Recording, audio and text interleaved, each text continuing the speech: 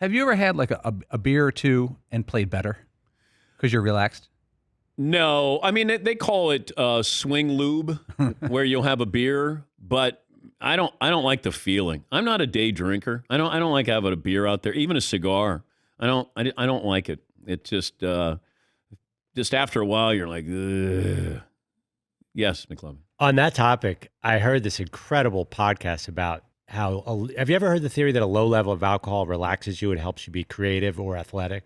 So I guess Steve Balmer had invented something called the Balmer Peak, where he had an IV of alcohol when he was coding going into his arm. So this is the Clippers owner. Yes. So he was like a one beer level for a sustained period of time to perform. But you know how you're good at pool with one beer, but you're bad at 4 beers? Yes. So it's called bowling is the other one. Yeah, it's called the Balmer Peak, where you are relaxed at a certain level, which kind of makes sense. You know, the way we acted on SportsCenter, people assumed that maybe we had something to drink, which I never did. Even if I was doing Sunday Night SportsCenter and I had to go to a picnic during the day, never have anything to drink.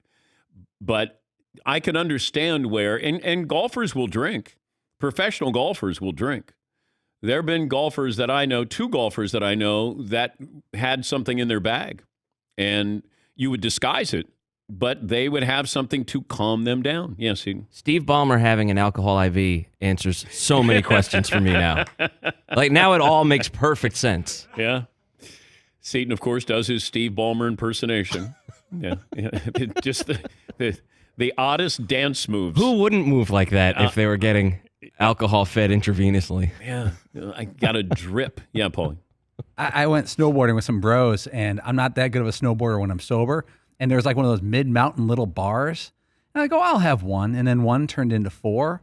And then I had to put my snowboard back on and get down this mountain. And I'm trying to be the cool guy, but my friends are really good at skiing and snowboarding. And I'm like a C- on a good day. And I'm like, I don't think I'm going to make it. And I'm going down and things are falling out and things are going backwards. And I'm falling, and there's like little kids going, "Mister, you okay?" Some little kid goes, "Mister, you okay?" I'm like, I'm okay. The Balmer Peak, according to Urban Dictionary, is the theory that computer programmers obtain quasi-magical superhuman coding ability when they have a blood alcohol concentration percentage between 0.129 and 0.138. You will have 5 hours to find the elusive Balmer Peak and build the best, worst business possible. Yeah, McLovin. Right. Yeah, that's above the driving level, I believe. But, I wonder, though, remember when Tom Brady took a nap before his first Super Bowl win? Like, some guys can relax in the big moments. I was not like that. Like, a lot of guys get nervous, so why not take a tranquilizer? Forget alcohol.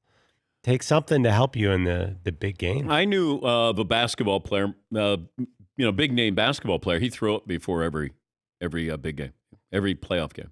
Threw up, just almost. The nerves get to that point, and you'll see guys in the locker room prior to a Super Bowl, and like they have to wait so long to get out there. And then they get out there. Like Brady famously would come out and he would run right to the other end of the field. Let's go! Like he was a madman. And, then you would see him later. He'd be, calm as can be. But that, I got to get out there. Yes. But, yeah, Wayne Gretzky talks about how, like, heading into Stanley Cup finals are big, huge matches even throughout his whole life. For some reason, all of the attention and pressure in those moments calmed him down. Where he was just like, okay, good, now this is where I'm supposed to be. Well, some love it. Some can't wait for it. Russell Wilson, he's talked about that too on our show. And Montana was like that. Joe just, like he couldn't wait to get in the zone is what they call it. You get in that moment, and then you just, you soak it up, you absorb it. Dennis Eckersley talked about it one time with me, that he knew this is what I do so well, and he couldn't wait for the moment. Yes, that there's something about all of the hard work that you put in to and the preparation is to find that exact moment. And so when you finally get there, it's like all of my work is paid off. I'm in this moment, where all of this pressure is. This is what I've been working towards, and I finally got there. Yeah, Paul. I think you asked Montana once about, would you rather have the lead or be behind with the ball? He goes, I'd rather have the ball. He goes, then I control it. He goes, standing on the sidelines relying on others, that's when I would be upset and nervous.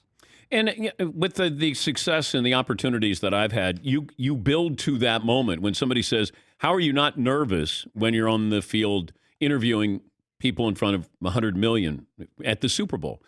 You don't think about it. Like, you're in the moment. You don't think, gosh, there's 100 million people here. Don't screw up. You get up on that podium and then you realize, I got to be in the moment with 6 people up here, not 100 million people, not 80,000 people in the stands. You're in the moment, and then you've prepared for that.